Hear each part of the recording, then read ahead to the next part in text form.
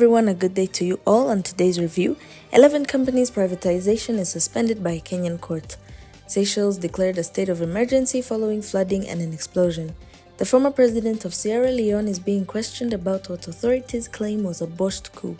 Onto the local news, Move Africa President Paul Kagame celebrates the start of a groundbreaking musical tour across Africa. Onto the details.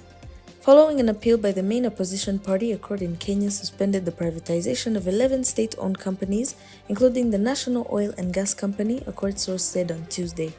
Main opposition leader Raila Odinga claims that a referendum should be held on the sale of the state's holding due to the strategic significance of the involved companies in this East African economic powerhouse.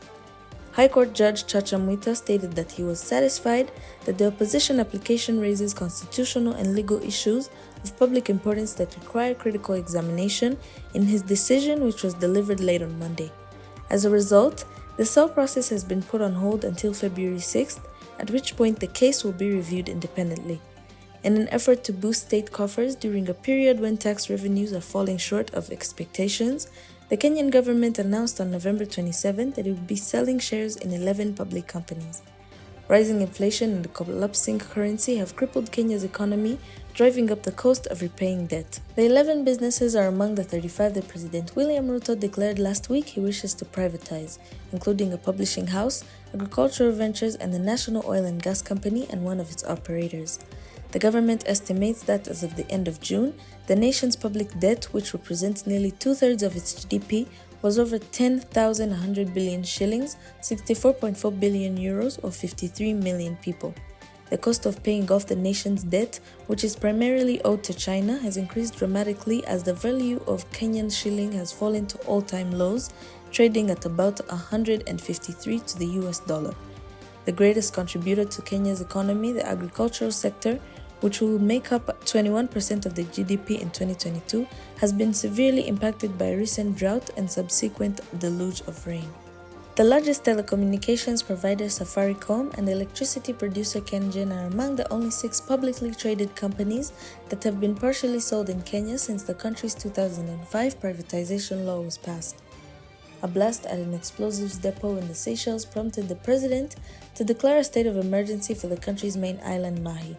The explosion occurred as heavy rain triggered landslides, inundating the island's rescue and response capability.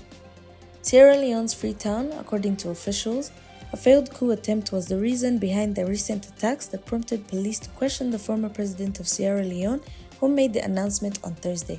According to a statement from Information Minister Shano Ba, the police called former President Ernest Bai Koroma to headquarters for questioning on the failed attempt coup. This was towards the end of last month.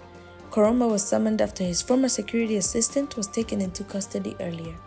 On November 26th, a group of armed individuals carried out a heinous assault in Freetown, the capital of West Africa, reaching the main arsenal of Sierra Leone and a prison where most of the country's over 2,000 prisoners were released. Among those arrested was Amadou Koita, who worked as a security guard for Koroma until 2018 when the former president left office. Police on Wednesday released an image that they say shows Koita with a gun in a surveillance photo captured when the prison was attacked. A bodyguard of the former president was also killed during the attack. Koroma said that he would honor the police summons and asked his supporters to be calm, according to a statement issued by his office.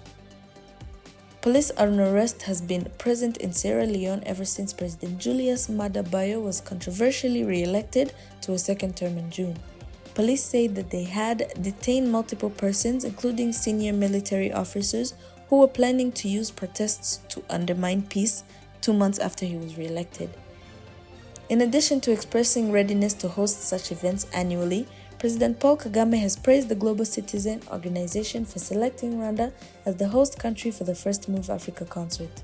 At the opening night of the Move Africa, a Global Citizen Experience, which took place at the BK Arena on Wednesday, December 6, 2023, the head of state delivered his speech. The event, attended by President Kagame and the First Lady Jeanette Kagame, drew thousands of fans to BK Arena for the opening of Move Africa Rwanda, a unique music tour across Africa featuring a performance by Kendrick Lamar, an American rapper and songwriter. Other artists at the event included popular Tanzanian singer Zuku, Rwandan's Bruce Melody and Aerial Ways, as well as British choreographer Sherry Silver. In his address, Kagame described the evening as a moment of joy.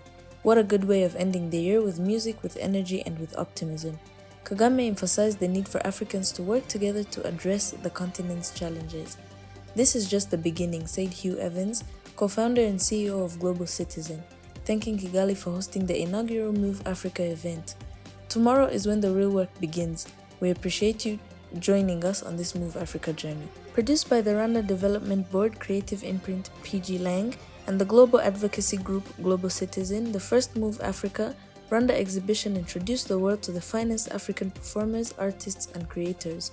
With every aspect of the event's production promoting youth entrepreneurship, skill development, and local economic investment, the inaugural Move Africa concert marked the beginning of a 5-year incremental tour schedule that will transform live entertainment in Africa and pioneer a world-class music touring circuit across the continent.